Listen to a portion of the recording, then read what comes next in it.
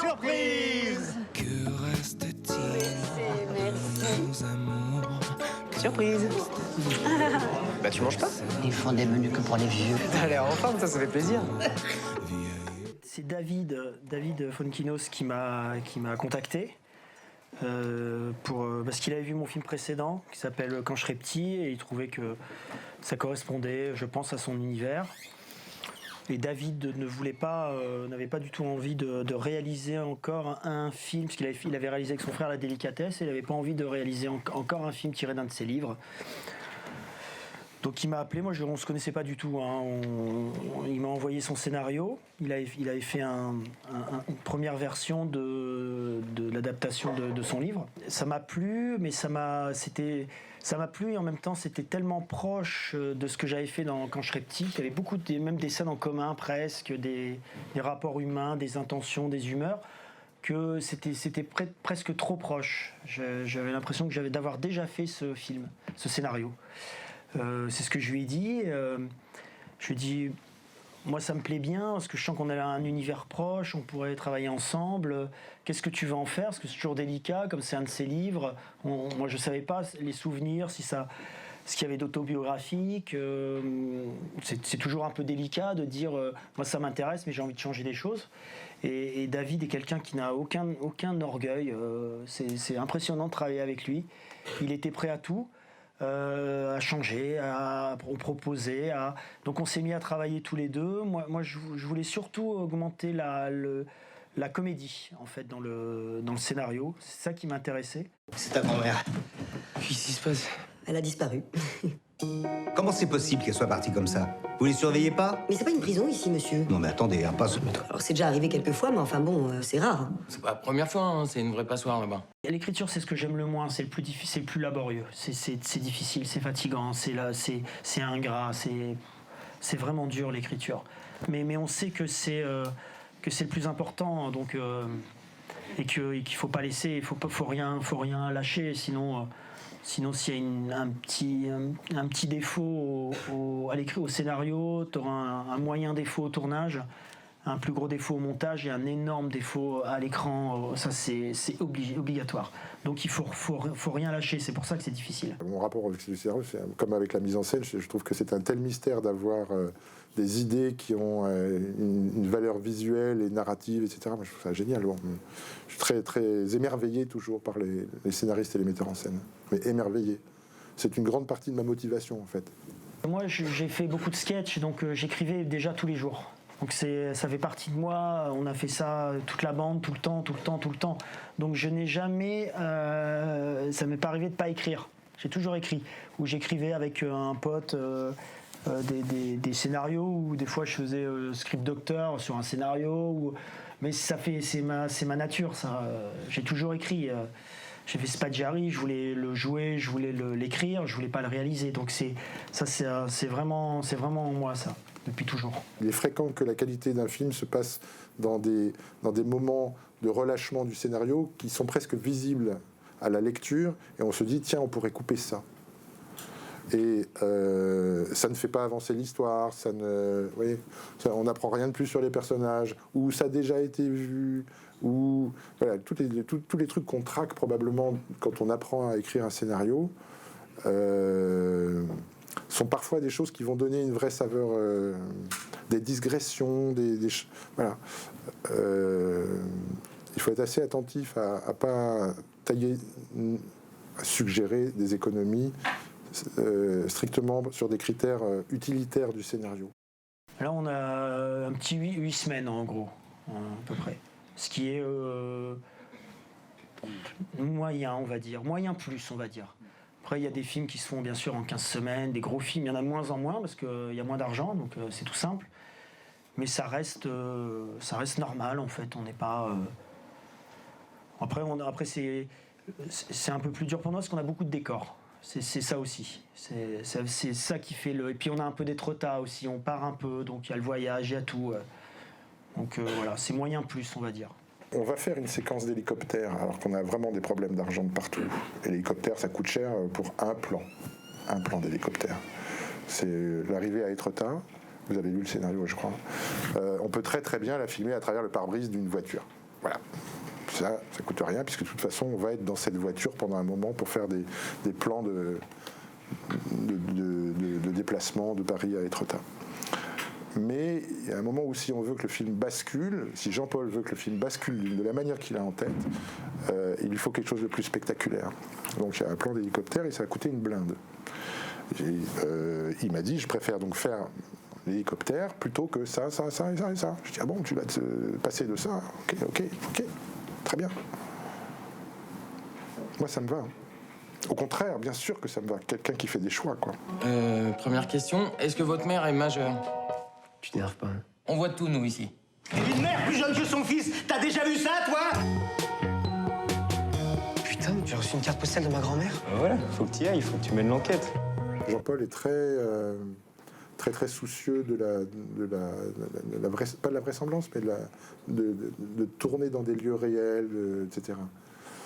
Sans doute, il a peur de perdre de la réalité des choses. S'il devait la reconstituer. Et donc, il faut écouter ça très, très soigneusement. Quand il a écrit la scène du curé, en fait, il l'a fait écrire par un curé. En fait, il est dans cet esprit-là. Il veut que tout soit absolument réel, quoi. C'est intéressant à voir, hein, parce que du coup, c'est beau ce qu'il dit, en fait. On a un vrai truc, quoi. C'est étonnant. J'ai une tendance à ne pas aimer les décors fabriqués. J'aime bien quand on rentre dans un décor et qu'il y a déjà, on va dire, 80% de faits. L'univers. Par exemple, dans ce film-là, il y a donc Romain est en colocation. Donc au début, il me présentait des appartements et ça allait pas. Ça allait pas et le chef d'éco me disait mais je peux te l'arranger et tout. Je dis non ça va pas. Je veux passer des petites annonces, aller dans les halls d'immeubles, aller dans les facs, aller dans les cours de théâtre et dites qu'on cherche un appart avec plusieurs étudiants. Je voulais un vrai appart de colocataire et on l'a trouvé. Et en effet c'est pas pareil parce que tu n'as rien à faire. Tu peux pas recréer ce qui existe. C'est agréable vraiment de travailler avec quelqu'un qui sait ce qu'il veut, pourquoi il veut cette musique-là et sans déborder, quoi. Il n'est pas à côté de moi en train de me montrer les accords, quoi. Donc chacun reste à sa place, mais je suis guidé, vraiment, ça c'est intéressant. Alors la musique, j'y accorde beaucoup d'importance et c'est assez compliqué pour moi parce que je suis pas très bon en musique, je connais pas bien, j'arrive. Mais en tout cas, ça a tellement d'importance pour moi que je me refuse de monter mon film avec des musiques. Parce que quand tu montes un film, tu montes une scène et le monteur ou la monteuse te met un morceau pour le montage. Et en général, elle te met jamais un truc composé par sa mère, évidemment. Elle te met les Beatles, elle te met un truc. Et donc, ta scène, elle est forcément belle. Tu montes n'importe quoi, un film de vacances et tu mets les Beatles, tu fais c'est beau, hein. Tu retires les Beatles, déjà ta scène elle est un peu moins bien. Donc je me refuse de ça parce que c'est une béquille, je me refuse. Donc pour éviter ça, je travaille en amont, je choisis mon musicien, mon compositeur en amont. J'ai rencontré Jean-Paul grâce à Maxime et puis on a sympathisé très rapidement, on a parlé musique et puis il m'a proposé d'essayer des choses parce qu'il avait très envie d'avoir les musiques avant le tournage. Et il me propose des thèmes. Et on travaille sur la musique. Déjà, il a le scénario. Et voilà, il me propose des thèmes. Et je veux déjà des thèmes, mais même qu'il fait chez lui, avec son ordinateur. Je n'ai pas besoin que ce soit bien. Mais je veux monter avec ça. Jean-Paul voulait des thèmes assez simples, facilement. Et dès que je lui filais un thème trop orchestré, il me dit c'est bien, mais fais-le moi d'abord au piano pour voir, pour qu'il se rende compte vraiment de la mélodie. Et ça m'aidait, moi, à restructurer, à simplifier les thèmes. Parce qu'on se perd vite en faisant plein de trucs comme ça. Ça paraît très beau. Puis finalement, le thème est un peu noyé. Donc c'était bien de revenir un peu au squelette, quoi. Pour la musique, c'est le dernier outil entre les mains du réal pour réorienter son film, quoi. Encore une fois, il pourrait se rendre compte à la fin du montage que le film est trop lent, le film est trop drôle, le film n'est pas assez touchant, tel personnage est un peu effacé, voilà. Et la musique, c'est un outil qui permet de remettre le curseur au bon niveau.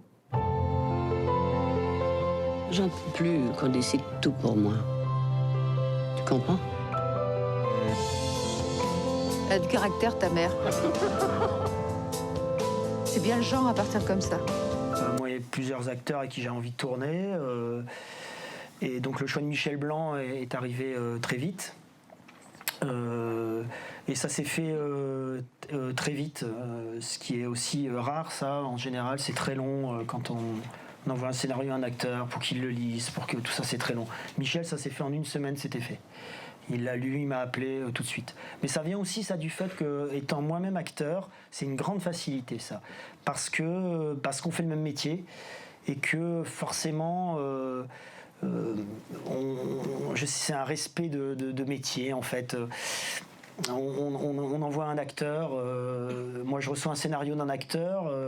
Forcément, je vais le lire plus vite. Et je vais répondre plus vite, c'est vrai. Il n'y a rien à faire, c'est comme ça. Donc Michel, ça s'est fait très vite.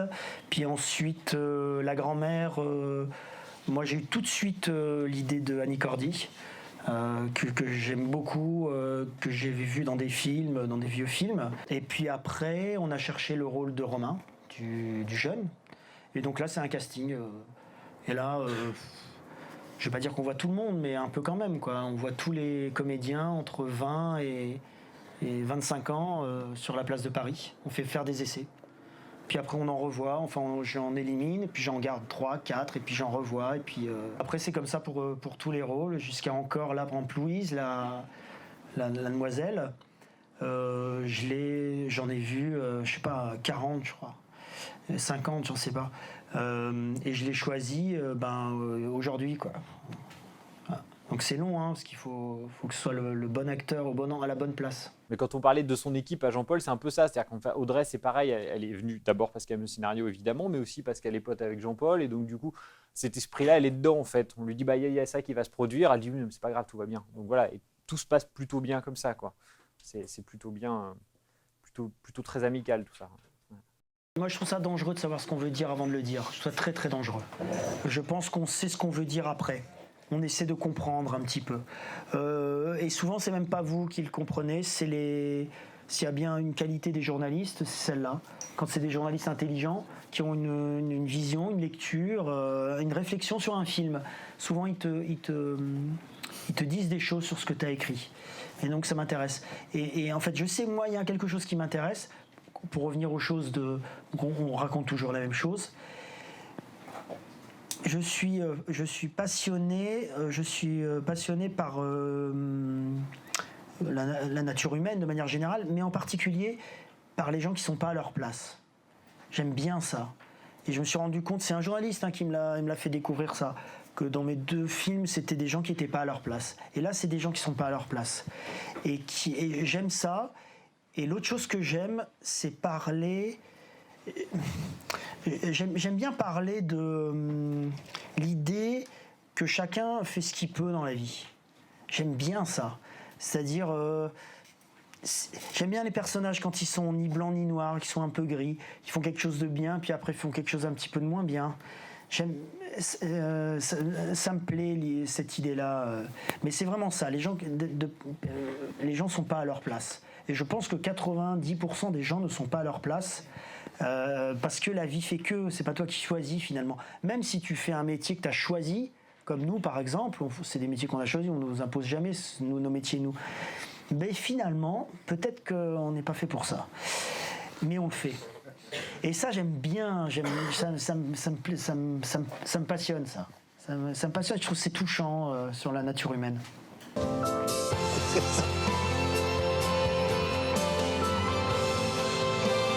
Allez, à ta grand-mère.